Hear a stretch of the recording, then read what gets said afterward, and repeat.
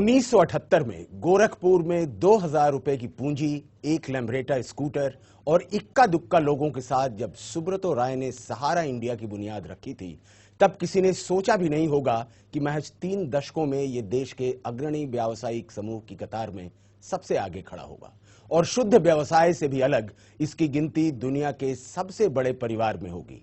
लेकिन आज ये सच है, सहारा इंडिया परिवार की सुंदरता यह है कि जैसे जैसे इसने तरक्की के पायदान पर ऊपर की तरफ कदम बढ़ाए, वैसे वैसे अपने ऊपर सामाजिक जिम्मेदारियों को पूरा करने का भार भी उठाया। नमस्कार, मैं हूं उदय सिन्हा और आप देख रहे हैं सहारा इंडिया परिवार पर हमारा खास कार्यक्रम सबका सहारा। सहारा सबका सहारा, सामूहिक उन्नति का नारा, निष्ठा और लगन की एक पहचान बनकर आए हैं। निष्ठा और लगन की एक पहचान बनकर आए हैं। हम सहारा जन सहारा गान बनकर आए हैं। कर्म और गति का एक अभियान बनकर आए हैं। हम सहारा। बिना किसी शको सुबह के सहारा इंडिया परिवार आज सफलता की बुलंदियों पर है और इसका सबसे बड़ा आधार है उसकी विश्वसनीयता। पिछले दिनों देश की सर्वोच्च अदालत ने सहारा इंडिया परिवार की 2 कंपनियों को निवेशकर्ताओं का पैसा लौटाने का आदेश दिया। हालांकि अगर सहारा का इतिहास देखें तो उसने अपने सभी अदायगियों को न केवल समय पर बल्कि समय से पहले ही भुगतान कर दिया है।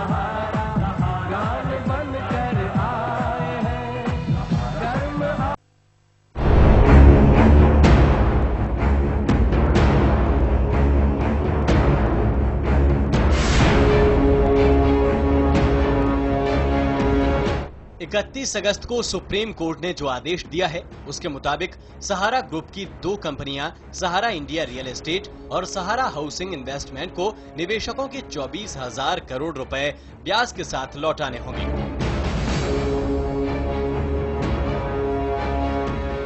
सहारा की इन दोनों कंपनियों ने करीब 3 करोड़ निवेशकों से ये पैसे ऑप्शनल फुली कन्वर्टेबल डिबेंचर यानी कि OFCD के जरिए जुटाए थे। मामला सुप्रीम कोर्ट में है। सहारा ग्रुप उन आदेशों के पालन में लगा है और सेबी के साथ उनके अधिकारी सहयोग भी कर रहे हैं। लेकिन सहारा और सेबी के बीच चल रही इस जंग में कुछ ऐसी बातें भी हैं जिससे लगता है कि सहारा समूह कुछ अधिकारियों द्वारा किए जा रहे पक्षपात का शिकार बना है। हमारा इरादा न तो सुप्रीम कोर्ट के आदेशों पर सवाल उठाने का है और न ही सहारा समूह के बचाव में कुछ सवाल खड़े करने का, लेकिन कुछ सवाल ऐसे हैं जिनका उत्तर सभी लोग, खासकर सहारा समूह के निवेशक, जानने की कोशिश कर रहे हैं। सहारा समूह जैसी गैर सूचीबद्ध कंपनियां जो कंपनी मामलों के मंत्रालयों के अधीन आती हैं, जिसकी जांच और उसे दिशा निर्देश जारी करने का अधिकार सिर्फ और सिर्फ इसी मंत्रालय को है, तो फिर इसकी जांच सेबी ने कैसे शुरू की? अगर सेबी ने जांच शुरू की तो फिर इस मुद्दे पर कंपनी मामलों के मंत्रालय ने अपने अधिकार क्षेत्र में सेबी को दखलंदाजी करने से क्यों नहीं रोका?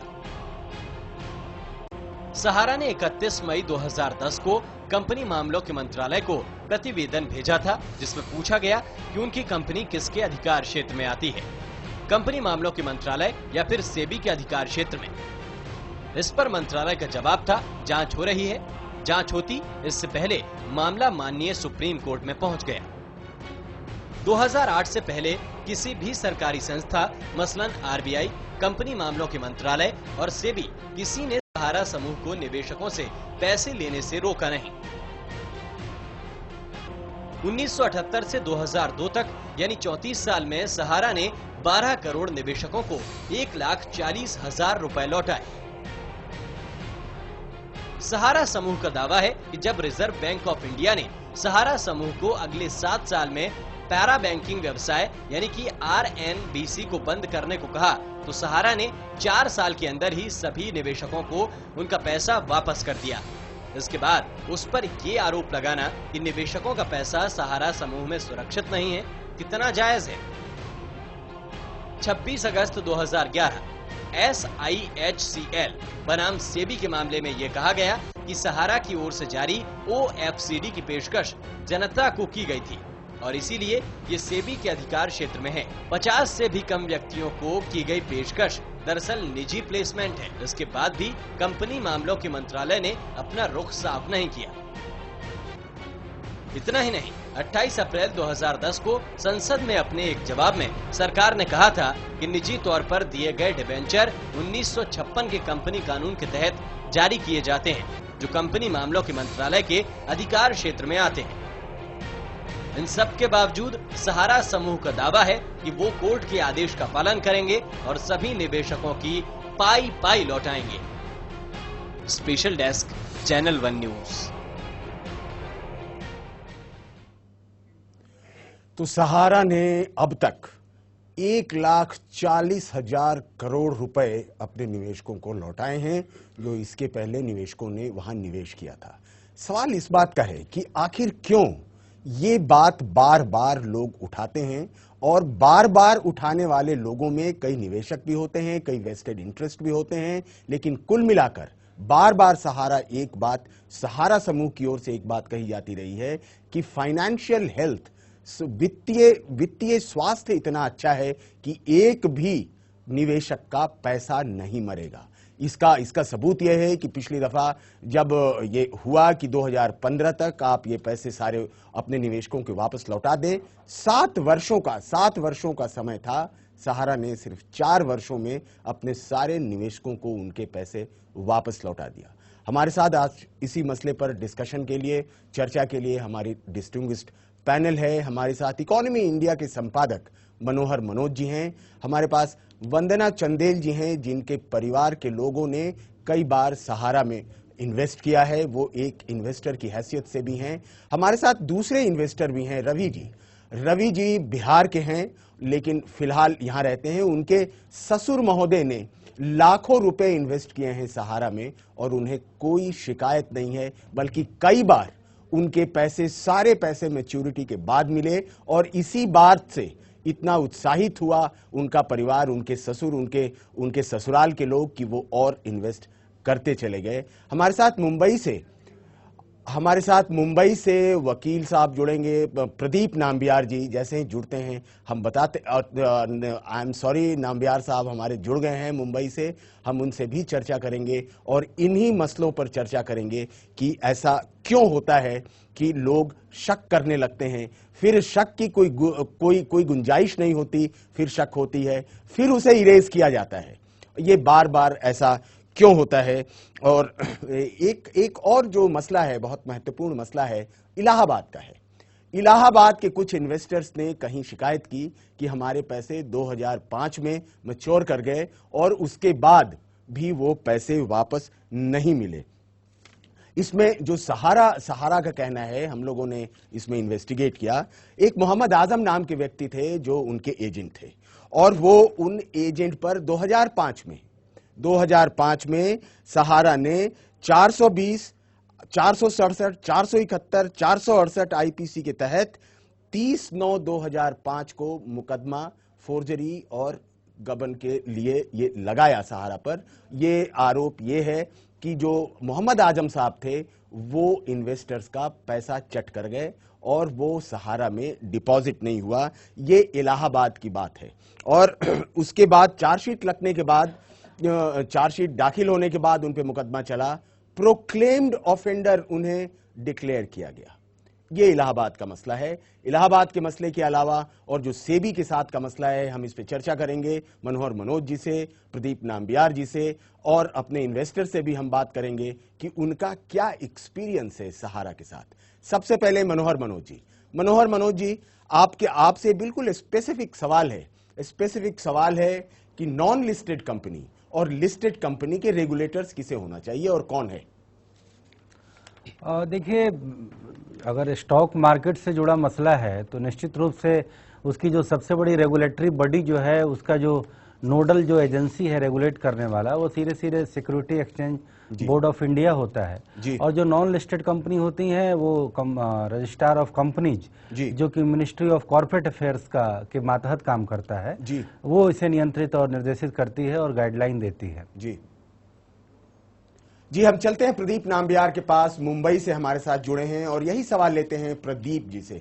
प्रदीप नाम्बियार साहब, ये लिस्टेड और नॉन लिस्टेड की एक बात आ रही है, सेबी और आरओसी की बात आ रही है, क्या है डिफरेंस इसमें, आप समझाएंगे? अगर ये सेबी का जो मुकदमा है वो आरओसी को करना चाहिए, सेबी को इसके साथ सहारा के साथ डील करना चाहिए, आरओसी को करना चाहिए, क्या मामला है? आप एक वकील के हैसियत से और एक जो जानकार व्यक्ति हैं उनकी हैसियत से बताएं हमें। जी प्रदीप नाम्बियार साहब। लिस्टेड और unlisted clear cut companies act में डिफाइन किया है और this is a very binding one. जहां लिस्टेड कंपनी, जेंटलमैन ऑलरेडी कहा कि listed company govern by SEBI and which is not listed is govern by the ROC. और इसके बहुत सारे पहले, यानी 10 साल पहले से हम लोग देखते आ रहे हैं कि even Sahara the other companies वो आरओसी के through they have taken through private participation बहुत सारे फंड्स इकट्ठा किए थे, तभी ना आरओसी को शिकायत था ना SEBI had any problem. That is what mister Fali Nariman, this very learned senior counsel of Sahara did represent in this SEBI, SAT and the supreme court including the high courts. There यहां पर क्या हुआ कि सेबी के whole time member he found that as per the law, दो listed और unlisted दोनों specifically mentioned है कि लिस्टेड सेबी देखेंगे और अनलिस्टेड जाएंगे ROC, ministry of corporate affairs. जी, बट यहां पर जो प्राइवेट पार्टिसिपेशन को 50 के ऊपर अगर गए तो पब्लिक इशू है, और पब्लिक इशू अगर है तो उसको आपको इक्विटी मार्केट में लिस्ट करना पड़ेगा, और अगर इक्विटी मार्केट में लिस्ट करना पड़ेगा तो SEBI comes in the picture. यानी they have taken this particular room.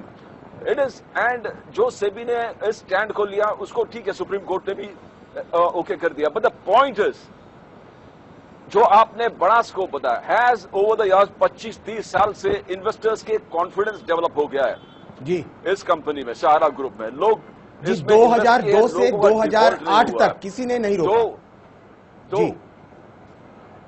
जी तो इतने यू टॉक अबाउट 2 कंपनीज, ये 2 कंपनी आप देखो 3 करोड़ से ज्यादा इन्वेस्टर है, and nobody has complained about default. यहां पर एक भी इन्वेस्टर उठ के ये नहीं कहा कि there was a default, but there is a technical default saying that private जो 49 के ऊपर 50 के ऊपर अगर आपके स्टेक्स है, शेयर होल्डर्स है, या जो भी यूनिट्स है जो सिक्योरिटी कॉन्ट्रैक्ट रेगुलेशन एक्ट के अंतर्गत, so when it is more than 50, it is presumed that this is a public issue, and it is presumed that it's a public issue, then it comes under the purview of SEBI because it has to be compulsorily listed. Pradeep Nambiar Sahab, all the agencies. Pradeep Nambiar Sahab, this is matter of interpretation, and the right court will definitely decide about it कि क्या है इसका interpretation क्या है। दूसरा जो मसला है वो निवेशकों के पैसे को लेकर के है। सबसे पहले हम बातचीत की शुरुआत करेंगे एक निवेशक से, रविकांत से।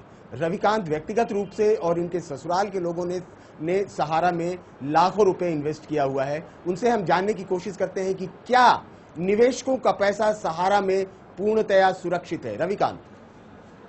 बिल्कुल सुरक्षित है, और जैसा प्रदीप जी ने बताया, जो ये सहारा आज की कंपनी नहीं है, 25-30 सालों से इसमें लोगों का विश्वास है, और ये ऐसा भी नहीं है जो एक स्टेट, 2 स्टेट या 3 स्टेट में इनकी जो है वो ब्रांचेज चलती हैं। जी। ये तकरीबन भारत के विभिन्न शहरों, विभिन्न गाँव में इस तरह का इसका है पॉलिसी।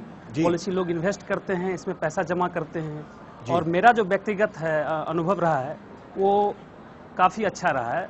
मेरे ससुर जी 4 लड़की है और तकरीबन 8, साढ़े 8, 9 लाख रुपए अभी भी सहारा में इनके पैसे जमा हैं जी। और इनको तनिक भी, हमारे ससुर, जब हमारी बात हुई थी कुछ देर पहले, तो उन्होंने बताया मुझे तनिक भी चिंता नहीं है जो सहारा ये पैसा लेके ये सहारा में पैसा डूबेगा ये, क्योंकि उनके जैसा कई ऐसे लोग हैं जो गांव में जहां से वो लोग आते हैं, उनका पैसा अभी भी सहारा में डेली, वो जो दवाई का दुकान है, कोई परचून वाला है, तो वो पैसा जमा करता है इस विश्वास के साथ कि किसी की बेटी की शादी करनी होती है, किसी को घर बनाना होता है, तो उसके लिए सहारा अभी भी गाँव में और बिहार जैसे, उत्तर प्रदेश जैसे कस्बों में सहारा अभी भी सबसे बेस्ट कंपनी मानी जाती है।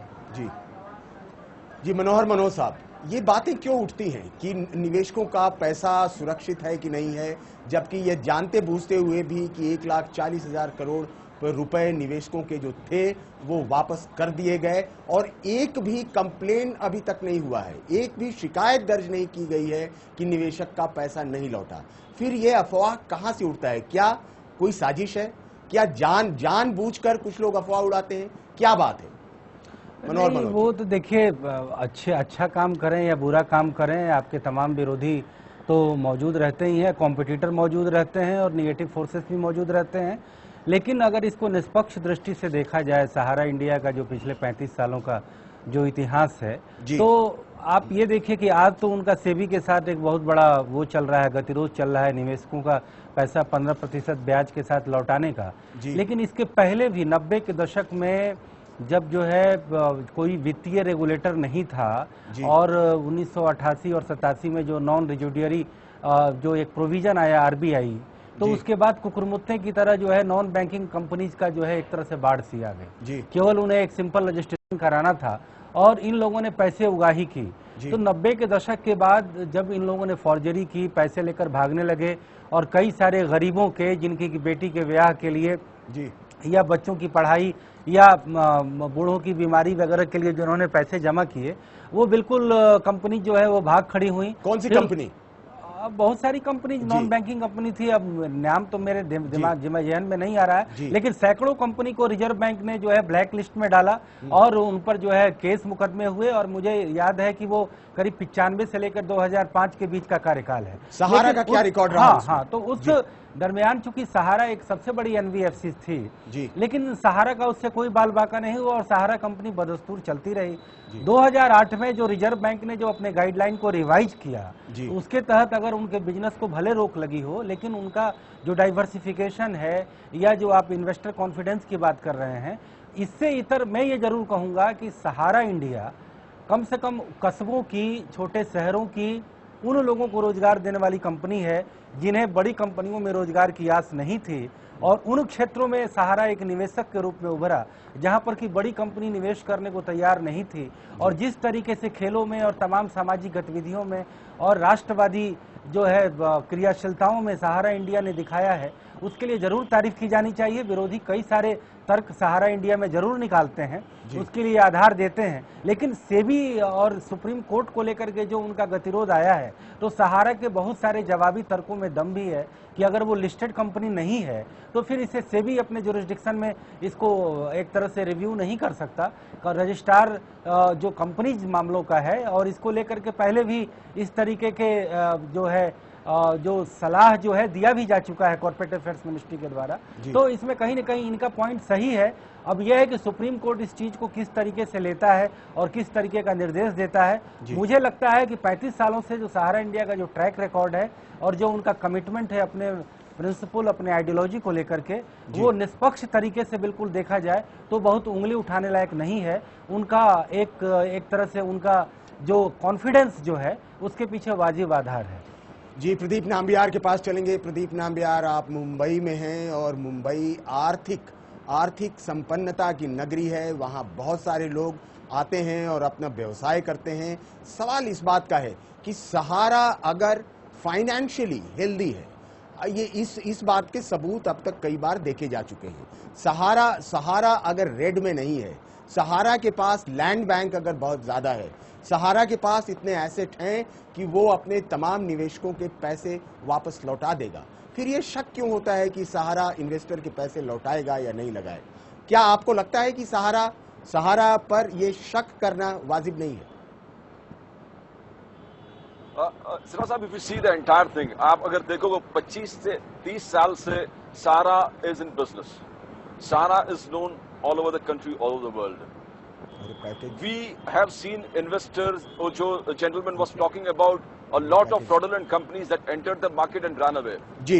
And ये 10 साल के स्पेयर में करीबन 95 से 2005 में हमने देखा था बहुत सारे लोग आए और कम से कम 10,000 से 15,000 करोड़ मार्केट से उठा के लेके फरार हो गए। But this company Sahara, as you say, is around 25-30 years old और 30 साल से इस मार्केट में अभी तक है जी। और जहां तक इस दो कंपनी के बात है, जो दो company that we are referring, and the one earlier company is Sahara India finance company limited, जो रिजर्व बैंक ने, तो उसमें तीनों आप कंपनी में देखेंगे कहां भी इन्वेस्टर्स डिफॉल्ट के एक भी केसेस सामने नहीं आया। ना कोई इन्वेस्टर्स ने ये सामने आके कहा कि हमको अपने डिपॉजिट्स के बारे में भय है, फिक्र है। ना सेबी को इसके इन्वेस्टर्स की तरफ से कोई कंप्लेन मिला, ना आरबीआई को इन्वेस्टर्स की तरफ से कोई कंप्लेन मिला कि हमारा इन्वेस्टमेंट हमको लगता है कि अनसेफ है जी। तो we see that they have been paying and there has been no default over 25 to 30 years, and this is true. This has been upheld, supreme court हो या हाई कोर्ट हो या सैट हो, एपेलेट ट्रिब्यूनल हो या सेबी हो, उनके सब before all these regulatory bodies and the supreme court, Sahara has put the case clear cut और कहा कि हम आज भी डिफॉल्ट नहीं करेंगे। आपने बोला है कि देना है, हम पैसे दे देंगे। We have got the funds. In fact supreme court में उन्होंने कैसे पैसे अपने लायबिलिटीज डिस्पर्स करेंगे उसका प्रूफ भी दे दिया था जी। जैसे आपने कहा कि land bank, the massive land bank that they have got, they have given it to the Supreme Court as an affidavit saying this is a land bank, and with this land bank easily we are in a position today to give back whatever liabilities that you call has to be paid back to the depositors. We will be paying back. Assurances at every field is there. Second is 25-30 साल से this company is in the market. It is not a fly-by-night operator. It is not going to run overnight. इतने सारे assets और bankable land balance होने के बावजूद you can't accuse or in fact no investors have really come up. If you see the volume of people who have invested, या 3 करोड़ या 6 crore, diversified in so many companies, लोगों की तरफ से आज तक एक यूनिफाइड कोई ऐसे कॉल नहीं आया कि हमको अपने इन्वेस्टमेंट से सेफ है कि नहीं, इसके बारे में हमको डाउट है। Nobody has been, no regulator has been told that. Even SEBI, in fact, Sahara did ask SEBI कि please provide us the list of complainants कि कौन से इन्वेस्टर्स को हमारे डिपॉजिट्स के बारे में तकलीफ है, आप प्लीज हमको उस चीज का inform. They asked the supreme court, in fact honourable justice Kehar Singh ने उस चीज का भी डिक्लेयर की Sahara has got a right to know who are the complainants, who are the people who have, which are the investors who have said that they have got a problem with this. But that, the magnitude of जितने investors है, 3 करोड़ से 6 करोड़ लोग, 25 से 30 साल से जो लगातार investors इस देश के कंपनी में इन्वेस्ट कर रहे हैं। But as you say, interpretation by the Supreme Court, interpretation of SEBI, the appellate tribunal, the High Court and Supreme Court. But the matter, as you say, they have got two more, where the review petition and the curative petition is the legal remedies available with Sahara. But the point is, investors के तरफ से आज भी there is no fear that our investments are not safe. Ji. There has never been an affidavit filed in either the Supreme Court or the High Court or before the tribunals where the investors have come forward and said that we fear that our deposits are in danger. Ji. This has not happened. This is what I would like to say, Sinha Sahib. But the law will take its own course. The Sahara is capable. There has not been default. If you take the case of Reserve Bank of India, 2008 में जो order आया था, जो Supreme Court तक matter चला गया था, Supreme Court asked RBI and Sahara to sit down and find out a way out, and where consent terms were agreed, 7 साल के अंदर पैसा वापस देना था, तब भी there was no panic among the investors. जी. लोगों में एक भय नहीं था कि अब क्या होगा। जी So this is same thing applies. और 7 साल के टाइम के and Sahara has published ads in the papers saying that RBI का जो भी ड्यूज था, जो भी लाइबिलिटीज थे, हमने रिपे किया है जी, और जो आपने अभी कहा 7 साल के 4 साल में पे किए जी।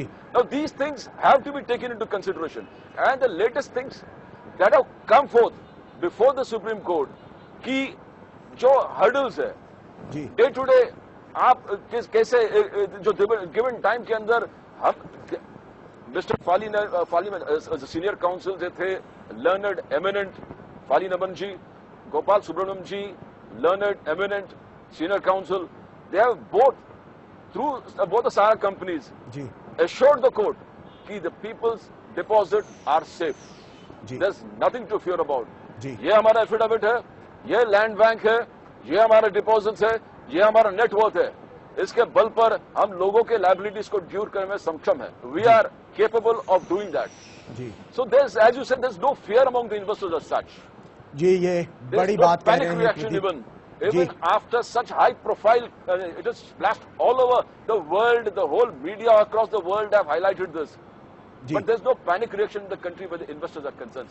जी, प्रदीप नाम्बियार साहब बहुत बड़ी बात कह रहे हैं कि कोई पैनिक नहीं है, इसके पहले भी पैनिक नहीं था, और जो इन्वेस्टर्स हैं, इन्वेस्टर्स के बीच में अगर पैनिक नहीं है तो एक कॉन्फिडेंस है कि जो भी पैसे होंगे वो पैसे वापस मिल जाएंगे।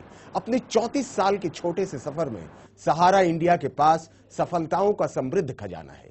एक छोटे से कदम के साथ शुरू हुआ सहारा आज सफलताओं और उपलब्धियों की लंबी छलांग लगा रहा है, और इसके जज्बे को देखकर लगता है कि आने वाले दिनों में इसका दायरा और भी बढ़ेगा।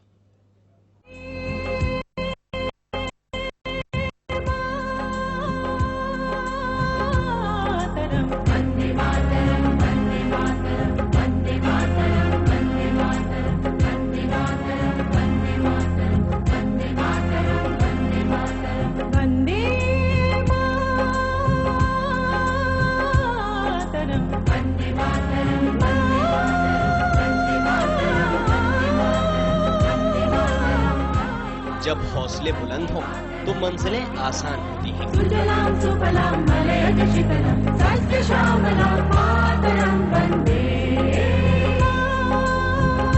फिर मिलती है कामयाबी, ख्वाहिशें तूफान होती हैं।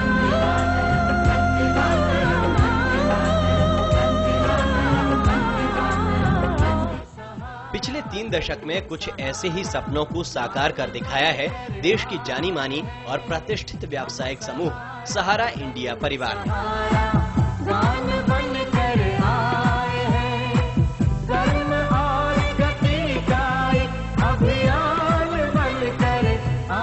व्यक्ति से पहले परिवार, परिवार से पहले समाज और समाज से भी पहले देश को प्राथमिकता देने वाले इस समूह ने इतने कम वक्त में मानो अपनी उपलब्धियों से सारा आसमान भर दिया है।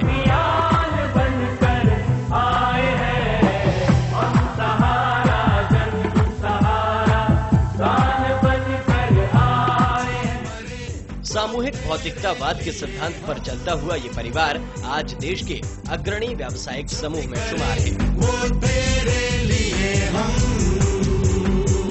व्यापार की दुनिया में उद्योग समूह तो बहुत, मगर सहारा इंडिया जैसा परिवार नहीं। एक ऐसा परिवार जो सामूहिक भौतिकवाद में विश्वास करता है, एक ऐसा परिवार जो बाजार से अधिक व्यवहार को, संपदा से अधिक संस्कार को, कीमतों से अधिक मूल्यों को, संख्या से अधिक गुणवत्ता को, धर्म से अधिक राष्ट्र को और धन से अधिक मनुष्य को महत्व देता है। एक ऐसा परिवार जिसमें कोई कार्यकर्ता नहीं, सभी कर्मयोगी हैं, कोई मालिक नहीं, केवल अभिभावक हैं।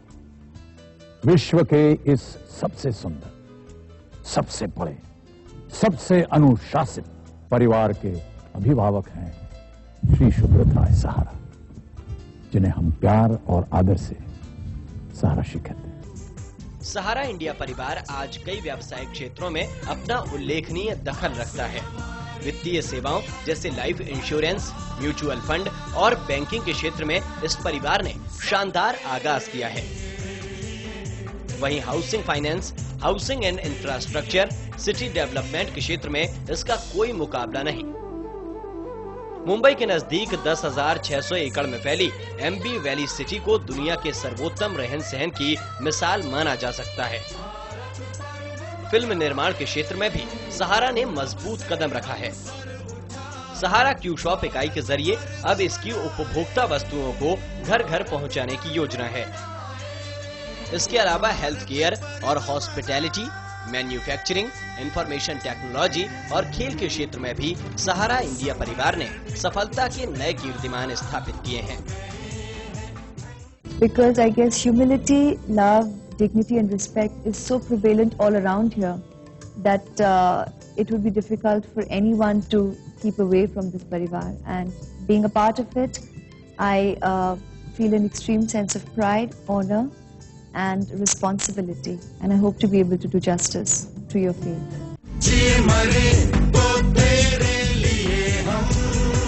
सामाजिक मूल्यों, बुनियादी सिद्धांतों और सबसे ऊपर देश को तवज्जो देते हुए सहारा ने बेहद कम वक्त में ऐसी सफलताएं अर्जित की जो मील का पत्थर साबित हुई। बावजूद इसके दुनिया का ये सबसे बड़ा परिवार अभी भी उसी जज्बे, लगन, मेहनत से बुलंदियों की नई इबारत गढ़ने और संभावनाओं का नया आकाश तलाशने में जुटा हुआ है।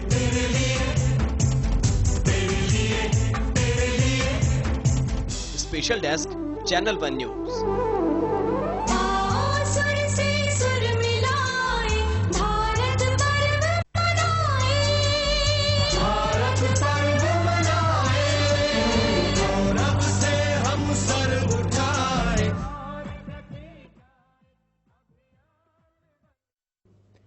तो एक ऐसा परिवार, एक ऐसा व्यावसायिक समूह जहां जो बाजार से अधिक व्यवहार पर ध्यान देता है और जो धन से अधिक मनुष्य को संपदा समझता है।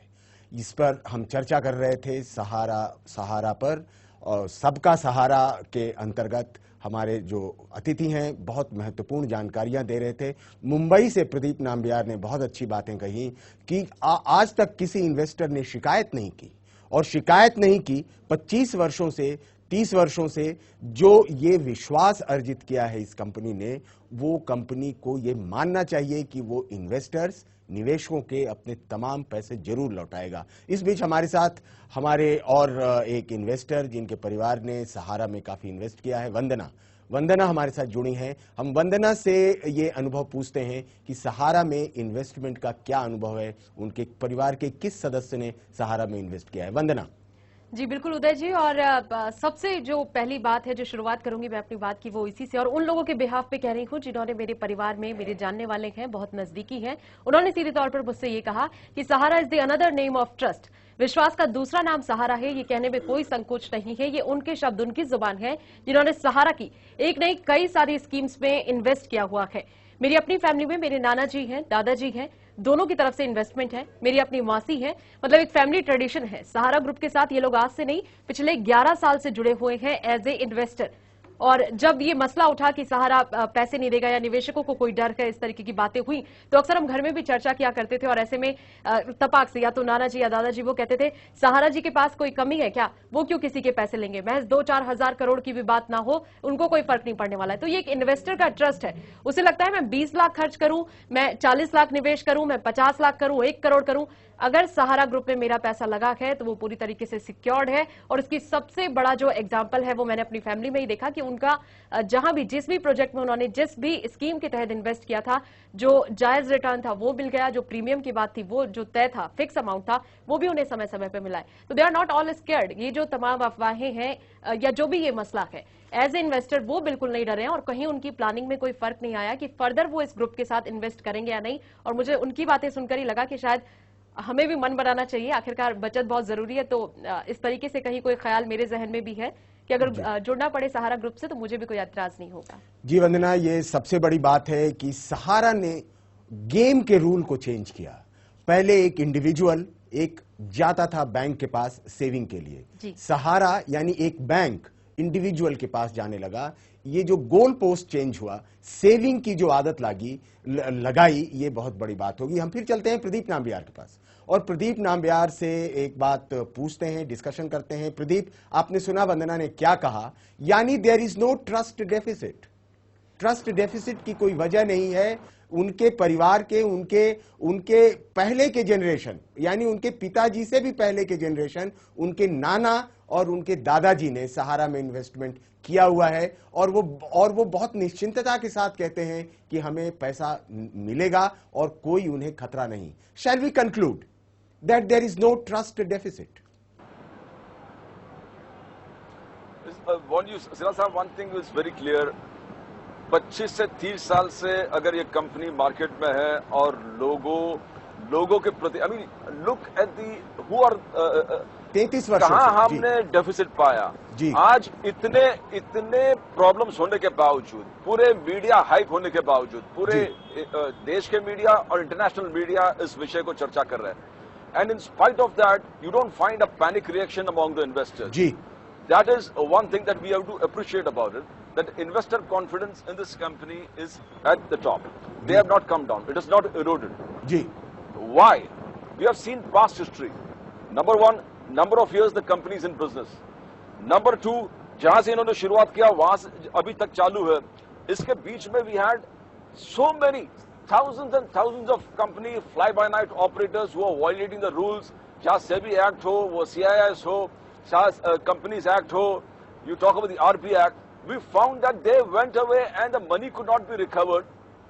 Kariban, if you talk about the volumes, 20 से 25,000 crore, we're talking about this time, the gentleman was talking 95 से 2000 के आसपास, 25 से 30,000 crore, the market has lost. They couldn't recover the money. Because वो companies गए और directors भी भाग गए, पैसे भी गए, not traceable, कुछ जेल में है, but in this case, ये एक legal process है. You find you've got regulators will find violations, regulation will charge you, there are consent mechanisms, you might go to the Supreme Court, but there's a legal remedy, it's a legal process. Ji. Here is a company who has not run away. They are not saying that we are not going to pay. Just SEBI ho, SAT ho, RBI ho, High Court ho, Supreme Court ho. Before that, as a company, its councils have given assurances, guarantees. बार-बार यह कहा कि whatever you say, even if I have to repay, इनका यही argument रहा है कि हमको अगर वापस भी देना है after the judgment, we are ready to pay. ये हमारा लैंड बैंक है, ये हमारा टेस्ट नेटवर्थ है, ये हमारा फंड्स है, we are equipped to pay back, we are capable of paying that. और हमने देखा, in spite of RBI order, the people have got the money. जहां 7 साल इनके एडवर्टाइजमेंट के हिसाब से, जो एडवर्टाइजमेंट सब जगह फ्लैश है, वो सिन्हा साहब आप भी कह रहे थे, you have read, we all read, the regulators have read it, जी, RBI has read it. जी. So if there was something, they would have come out in the open and said, this is wrong. Nothing of that has happened. RBI ने अब तक objection नहीं उठाया। जब सहारा ने कहा कि 7 साल का पेमेंट हमने 4 साल में दिए, लोगों की तरफ से कोई ऑब्जेक्शन नहीं है। RBI also has not said, that means it is approved. ये confidence, this is the confidence that we are talking about. Ji. Investor confidence. They have not panicked. In spite of so much reports, negative publicity in the media about the orders, about the judgments, about the capacity of paying back, investor confidence is absolutely rock. It's standing like a rock. It has not eroded. Ji. That is, and why? And why? Because 25-30 साल की history है, not one default. आप 6 crore investor के बात करो, 6 crore of investor, हमने 10% के बात नहीं कर रहे हैं, हम 5% के बात नहीं कर रहे हैं, हम 100 इन्वेस्टर्स के बात नहीं कर रहे हैं, हम 1-2। This is what they have to prove. Whether SEBI, RBI, ROC, the Ministry of Corporate Affairs or any regulatory body, where is the default? The people confidence, as you say, has not eroded. It is still, it is rock-like with her. The point is, this is a legal process. Ji. This will have a legal remedy and hopefully the solution will be perfect, balancing both the business environment as well as the investor confidence. But here, as you know, as we all seeing it, as the whole world is seeing it, the investor confidence is as it is. It is not eroded at all. Ji. There are no investor panic. There's no panic-stricken reaction in the market. Market में एक panic reaction नहीं है कि बेचो बेचो बेचो हमको. There's no hit. There's no run on Sahara. People are not coming back to Sahara and saying, give us all the money back. because Sahara into a spectrum of investment plans, चाहे वो mutual funds हो, चाहे NBFC हो, चाहे वो listed companies हो, they are everywhere. They are into everything. There's no run into Sahara, investors run into Sahara office and saying हमारा payment वापस दो. ये हमने कहीं नहीं देखा जी. We have not seen it. So as you say, investor confidence not fallen. It is strong. The legal process is on. There's legal, wherever there's a legal problem, there are legal remedies. And it is for the company and the regulators to sort it out. And as you say, people are still investing. Sahara Q is still on. Various Sahara schemes are still on. The mutual fund business is still on. The real estate business is still on. You've got Gross Manor House. You've got the New York Plaza. You got the Formula One going on. You got the Indian cricket team. Nothing has stopped. It's all on. Business is on. Nothing has come to a standstill. Everything is moving. Pradeep so, Sinha Sahab, this particular thing, unfounded that there is a panic reaction. There's no panic reaction. जी, बिल्कुल panic reaction नहीं. और ये बड़ी बात है, प्रदीप नाम्बियार ने भी बहुत बड़ी बात की कि जो इन्वेस्टर्स का कॉन्फिडेंस है, जो इन्वेस्टर्स का विश्वास है, जो ट्रस्ट है, वो रॉक सॉलिड है. और ठीक इसी को दूसरे तरीके से वंदना ने कहा कि विश्वास का दूसरा नाम है सहारा. दोनों एक दूसरे को कॉम्प्लीमेंट कर रहे हैं. बहुत बड़ी बात है. दुनिया का सबसे बड़ा परिवार, देश का सबसे बड़ा व्यावसायिक समूह, रोजगार देने के लिहाज से रेलवे का दूसरा सबसे बड़ा समूह, ऐसे तमाम तमगों के बावजूद सहारा इंडिया परिवार ने अपने देश और अपनी सामाजिक जिम्मेदारियों को सबसे आगे रखा.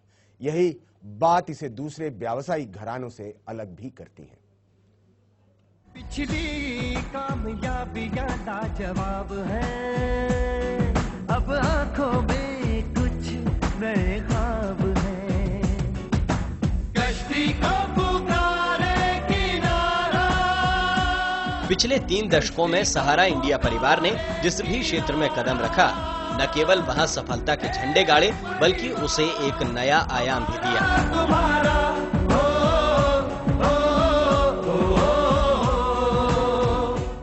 ऐसी ही कामयाबी की सीढ़ियां दर सीढ़ियां चढ़ता हुआ इसे आज दुनिया के सबसे बड़े परिवार होने का गौरव हासिल है.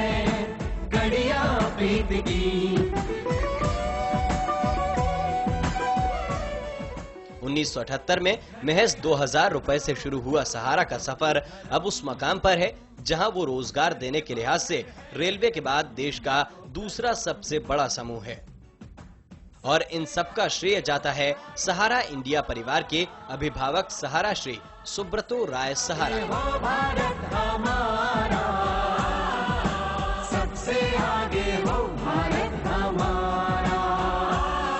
मैं सहारा इंडिया परिवार को धन्यवाद देना चाहता हूं, जिन्होंने 300 शहीद परिवारों की पूरी देखभाल करने का जिम्मा लिया है.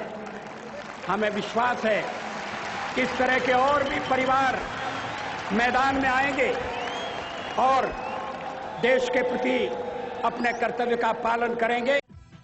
1978 में जब सहारा ने पैरा बैंकिंग के क्षेत्र में कदम रखा तो इसने बैंकिंग के सारे नियम और सिद्धांत ही बदल डाले.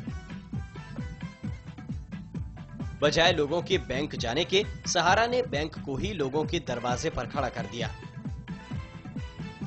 अपने 10 लाख प्रतिबद्ध कार्यकर्ताओं के जरिए सहारा ने मध्यवर्गीय और छोटे निवेशकों को बचत के लिए प्रोत्साहित किया और उनका जीवन स्तर बदल डाला. आज सफलता के इस मकाम पर भी सहारा सामूहिक भौतिकवाद के अपने नजरिए पर कायम है. कंपनी अपने शुद्ध मुनाफे में से 40% हिस्सा कार्यकर्ताओं में बांट देती है, जबकि 25% सामाजिक कार्यों पर खर्च किया जाता है. लाभ के ऐसे सामूहिक वितरण का उदाहरण दुनिया के किसी दूसरे कॉरपोरेट समूह में नहीं मिलता. शायद यही वजह है कि सहारा समूह में आज तक किसी भी ट्रेड यूनियन की जरूरत महसूस नहीं की गई.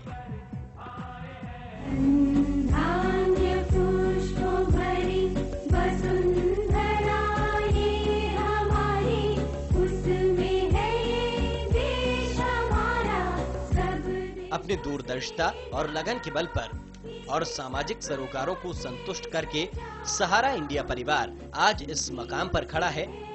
लेकिन ऐसा लगता है कि उम्मीदों के आसमान में अभी तो ये सहारा महज परवाज है. अभी तो इसे और लंबा रास्ता तय करना है ताकि लोगों के जीवन स्तर में क्रांतिकारी बदलाव हो जाए।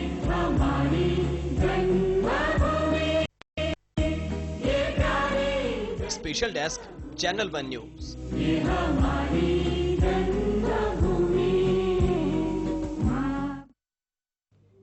हमारे साथ हमारे सारे अतिथि जुड़े हुए हैं। हम मनोहर मनोज के पास चलेंगे, लेकिन उसके पहले हम इन्वेस्टर्स के तौर पर, चूंकि उनके ससुर जी ने बहुत इन्वेस्टमेंट किया है सहारा में, हम रविकांत के पास चलते हैं। उनसे एक अनुभव पूछेंगे कि क्या है उनका अनुभव, उनके परिवार का अनुभव। लौट के आएंगे मनोहर मनोज जी के पास और उनसे सीधे सीधे सवाल करेंगे कि सहारा कॉन्ग्लोमरेट को वो कैसे आंकते हैं। रविकांत जी, ये प्रोग्राम जाने से पहले हम बात कर रहे थे अपने ससुर जी से, तो मैंने उनसे पूछा जो क्या अभी भी आपको सहारा में मतलब पैसा इन्वेस्ट करते हैं? तो उन्होंने बोला हाँ, मैं पर मंथ जो है अभी भी पैसा मैं इन्वेस्ट करता हूँ। और मेरे जैसे कई लोग हैं वो व्यवसाय करते हैं, दवाई का दुकान है उनका, और उनके जैसे कई जो व्यवसायी हैं वो पैसे बगैर कुछ सोचे समझे वो पैसे अभी भी लगा रहे हैं। और उनका कहना था जो जब तक मैं अगर रहूंगा और जब तक अगर कमाई का कुछ भी अगर बचत होगा तो मैं सहारा में ही लगाऊंगा। जी, ये बचत की शुरुआत उन्होंने सहारा से ही की या उसके पहले वो बैंक में भी जाते थे बचत के लिए? बैंक में जाते थे, लेकिन आपको पता ही है जो यहाँ भारतीय बैंक और जो गांव में स्थिति क्या होती है बैंकों की।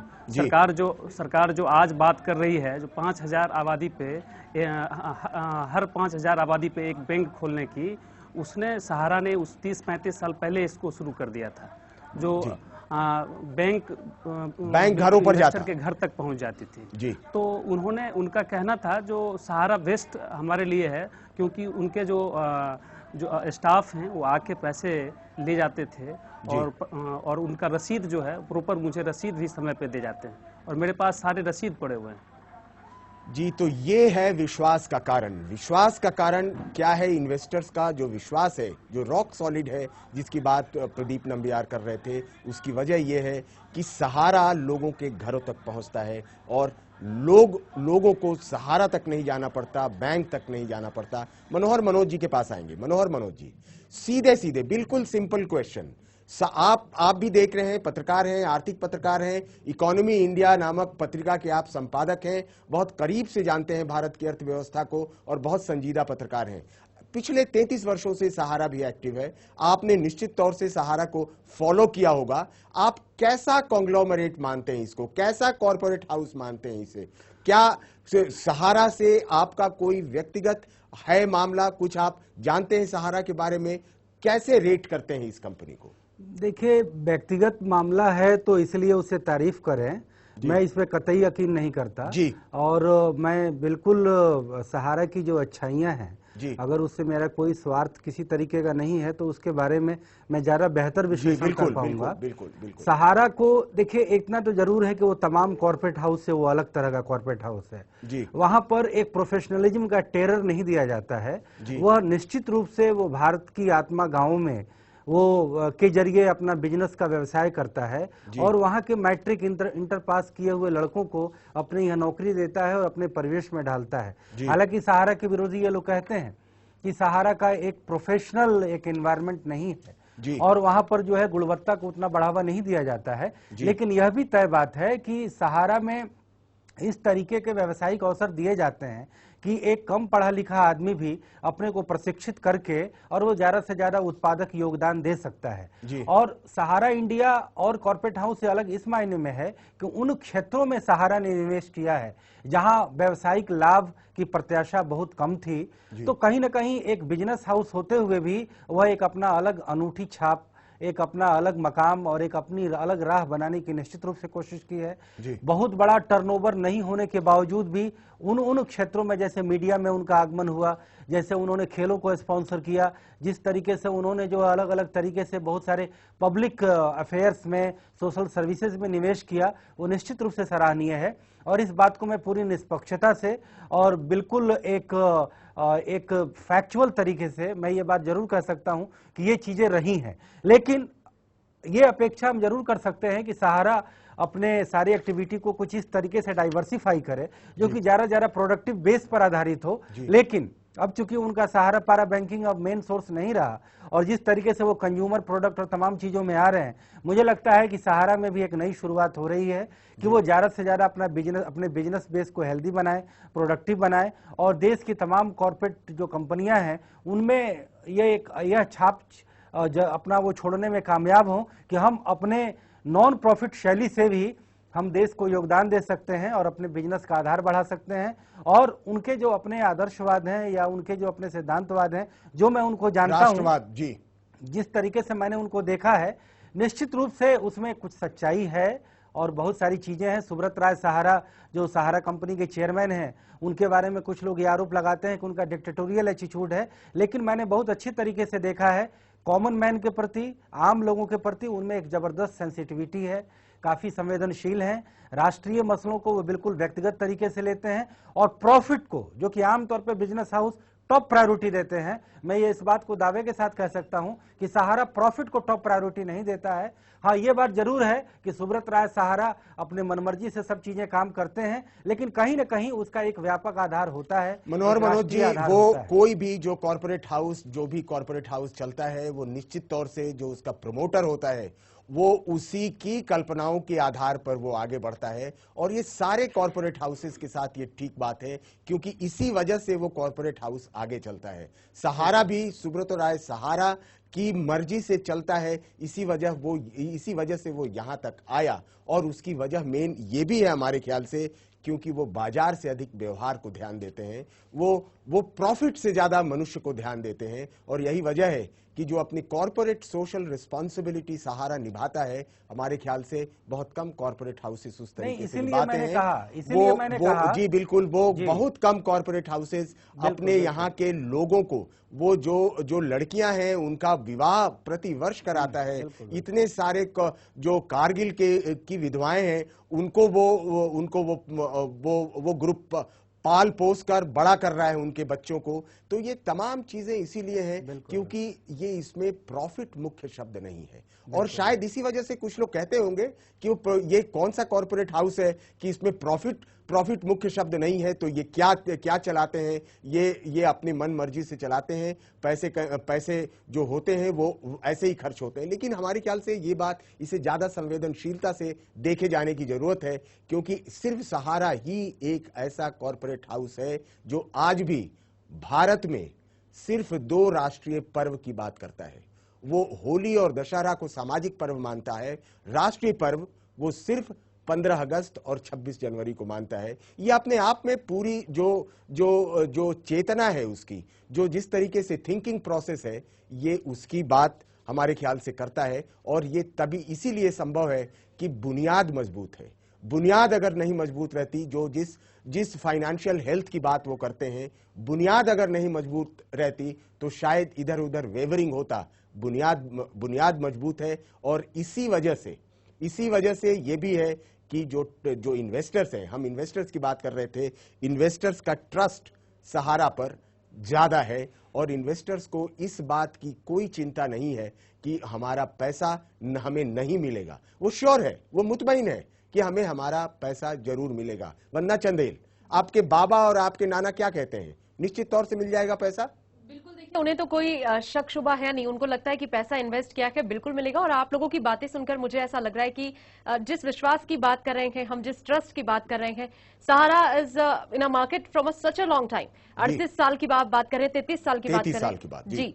तो ये जो रिश्ता है वो धीरे धीरे इतना पुख्ता हो गया है। कहते हैं ना, बच्चा बड़ा होता है, पाल पोस कर उसे बड़ा करते हैं और फिर एक दिन वो जो बच्चा है वो बेहतर काम करे, इसकी उम्मीद करते हैं। तो सहारा ने इन्वेस्टर के साथ कुछ ऐसा ही रिलेशन बना दिया उदय जी कि इन्वेस्टर बिल्कुल यकीन करता है और अगर यकीन नहीं होता तो 3 करोड़ के करीब लोग तो बिल्कुल किसी प्रोजेक्ट में इन्वेस्ट नहीं करते। पर्सनली एज एन इंडिविजुअल हम इस बात पर यकीन ही नहीं कर सकते और अगर 3 करोड़ लोगों ने इन्वेस्ट किया है तो हम ये मानकर चल रहे हैं कि सहारा हमारी फैमिली का भी पैसा लौटाएगा और जो भी पैसा हमारा उसके पास है वो बिल्कुल सुरक्षित है। जी, हम एक पैकेज देख लें, उसके बाद प्रदीप नाम्बियार जी से अंतिम कमेंट लेंगे इसी ट्रस्ट पर, इसी इन्वेस्टर्स के कॉन्फिडेंस पर।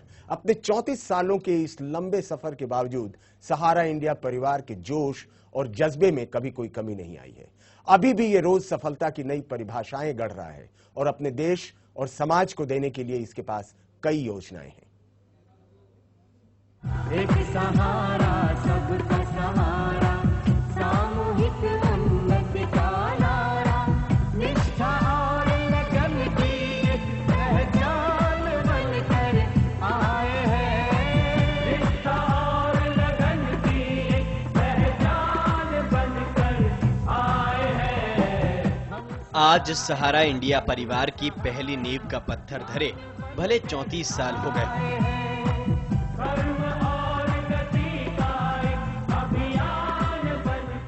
बावजूद इसके अभी भी ना तो इसकी तरक्की की रफ्तार में कोई कमी आई है और न ही इसके सामाजिक जिम्मेदारियों को पूरा करने का जोश ही कम हुआ है।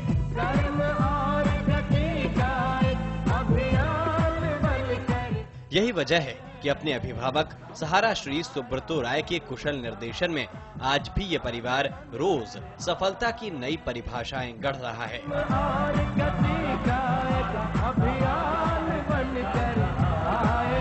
चाहे जैसा भी वक्त हो, चाहे जैसी चुनौतियां हो, आज सहारा जैसे भरोसे, विश्वास और सपनों के सच होने की गारंटी बन गया है।